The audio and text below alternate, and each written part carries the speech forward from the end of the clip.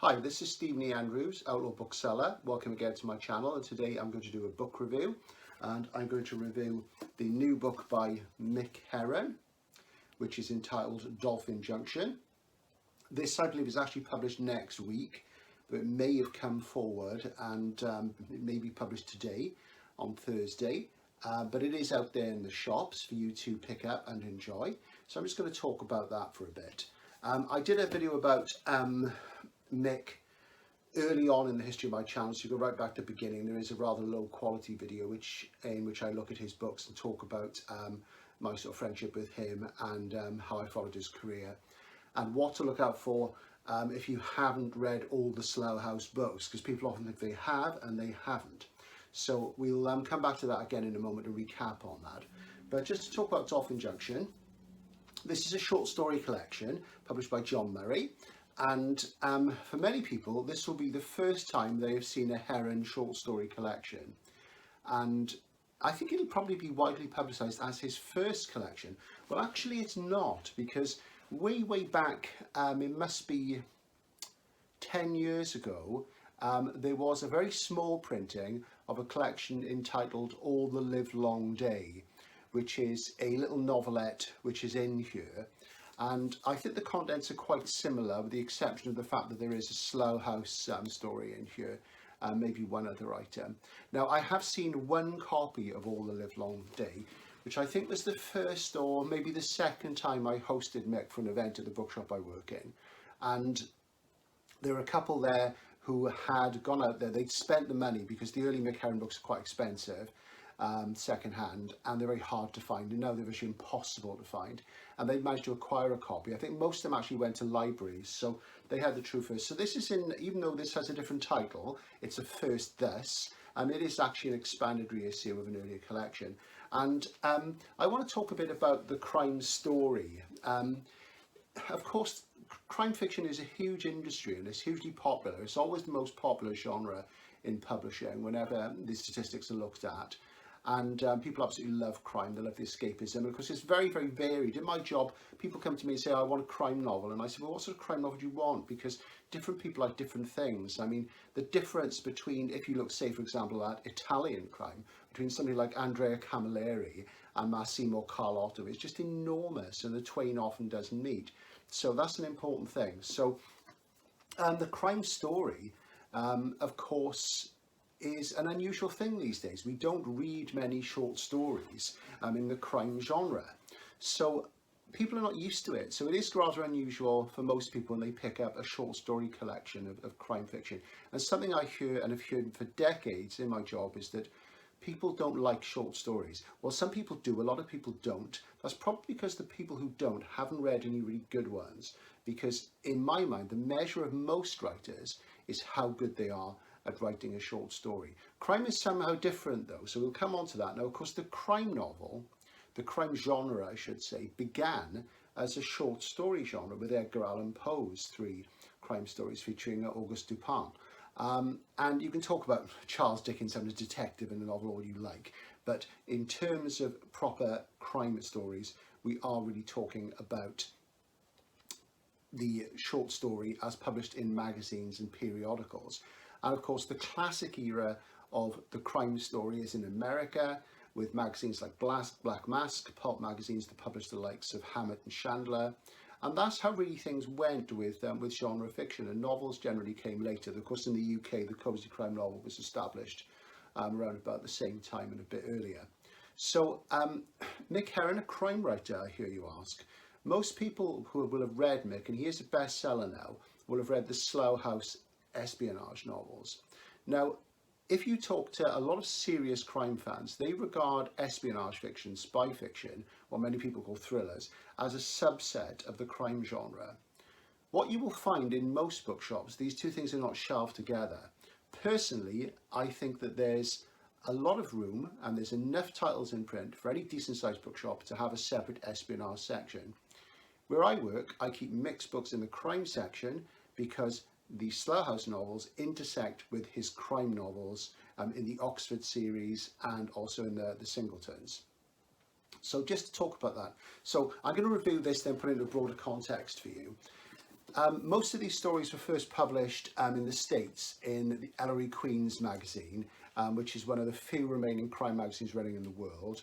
And they mostly date back to 10-15 years ago. And several of them feature the Joe Silverman and Zoe Bowman characters from the Oxford novels, Mick's first series of novels, which I think are his finest. These have now been reissued by John Murray. They were in Soho Crime, the American publisher, who I really like and mentioned. Still few people seem to have read them. They are different in tone to the Slough House novels. They don't really have any humour in them. There's the occasional bit of cutting wit, but they don't go for the humour in the way that Mick does in the Slough House novels. So I mentioned Joey Silverman first because he is a character in 3 of the stories, and he's also in the first Oxford novel. Zoe Bowman is generally regarded as the key figure in those books, though she is occasionally flanked by a person called Sarah Tucker. And Joe and Zoe are private detectives, and 3 stories in here feature both of them, and that's Proof of Love, Mirror Images, and The Other Half. For me, Proof of Love was very much the story I liked the most of those 3. I really liked it. I really like the character of Joe. He's very self-effacing. He's not very good with computers. And he's always thinking about Raymond Chandler and, you know, what would Philip Marlowe do? And so there's a direct sort of homage there to the classic sort of American private investigator stories, because Joe and Zoe are private investigators working in Oxford, as it suggests. So you've got those. You've also got a story called What We Do, which only features Zoe, which I would say takes place in the chronology of the Oxford novels after Why We Die, I would think. I haven't gone back to them and re-looked at them. If you haven't read the Oxford novels, you really must. They are superb.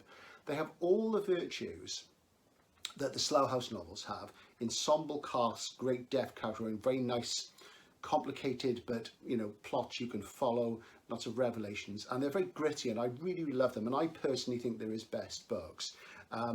A lot of people who've tried them haven't got on with them because of their own expectations. The novelist will do the same thing over and over again. And I think this is one of the problems of being a formula writer and of formula fiction and of comfort reading. Now, as I've said myself on this channel, I do like comfort reading. I do like a good series. I like a writer who can find a formula, but a formula unlike everybody else's. And that's what Mick has done in Slough House.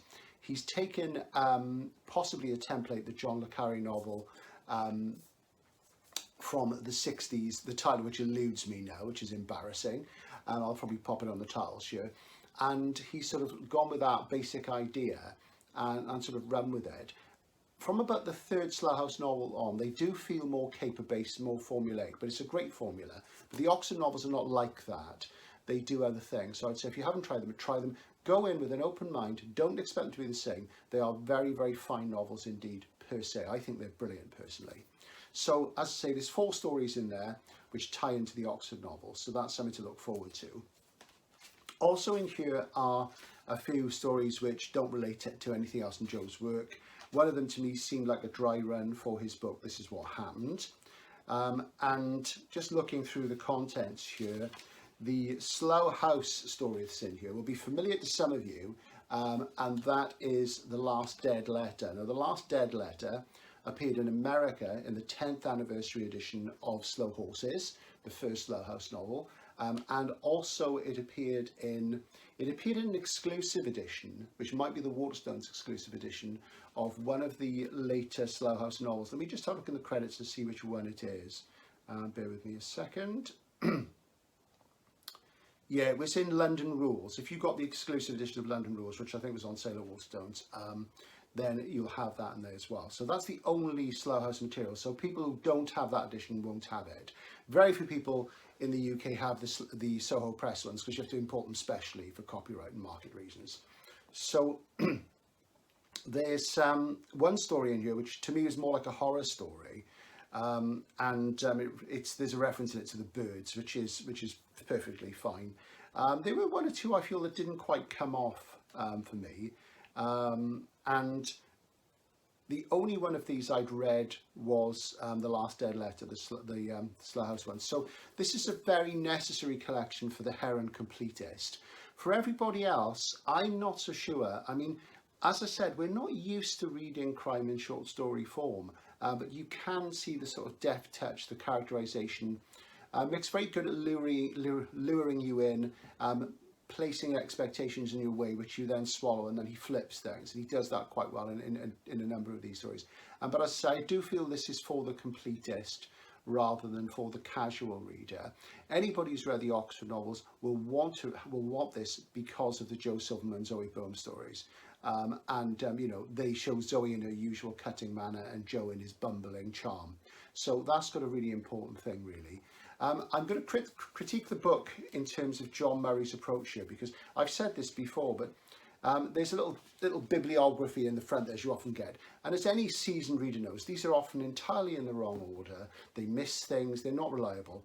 But with an oeuvre as modest as Mick's, it's relatively small, you know, they really should get it right. And they've still failed to put Nobody Walks into the Slough House series. John Murray are acquiring the rights to that, and they will have that next year. And I think they're failing miserably by not putting that in sequence, because it introduces J.K. Coe. Even though Jackson Lamb, River Cartwright, those sort of characters are not in it, it's got the dogs in it, Ingrid and Diana, the park. So it's an important background thing.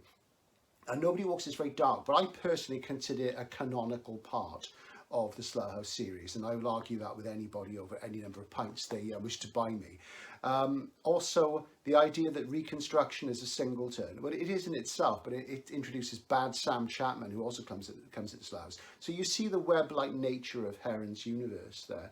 And, you know, it also mentions the list, the drop and the catch, but not as part of the Slough House series, which, you know, is quite sort of weak, really. So John Murray, please get a sub-editor, somebody to do a proper job of the bibliography in the books, because that way you'll sell more books, and it's less frustrating for people, because the Wikipedia article is incorrect as well. So, you know, forget that. So that's Dolphin Junction. It retails at $16.99, published by John Murray. Handsome little hardcover.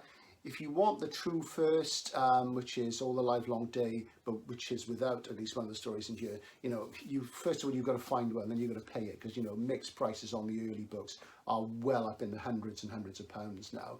I've seen copies of Slow Horses in the original Constable hardcover go for 600 quid. So, you know, and as I say, you've got to find one first, that's the problem. Then you've got to find one in good condition if you're a collector, and so on. So, anything else to say about this? I would say that, you know, it is a good thing to try some crime stories. I would say that probably 80 to 90% of people who read crime novels in the UK have never read short crime stories. So maybe it's time for you to have a go at this. But to sum up, I would say this is for completists. It's not going to be for everybody. Nice little Christmas gift for somebody who's a Herron fan who hasn't spotted it. So that's Dolphin Junction. And John Murray, $16.99. This is Outlaw Bookseller, signing out for now. Happy reading.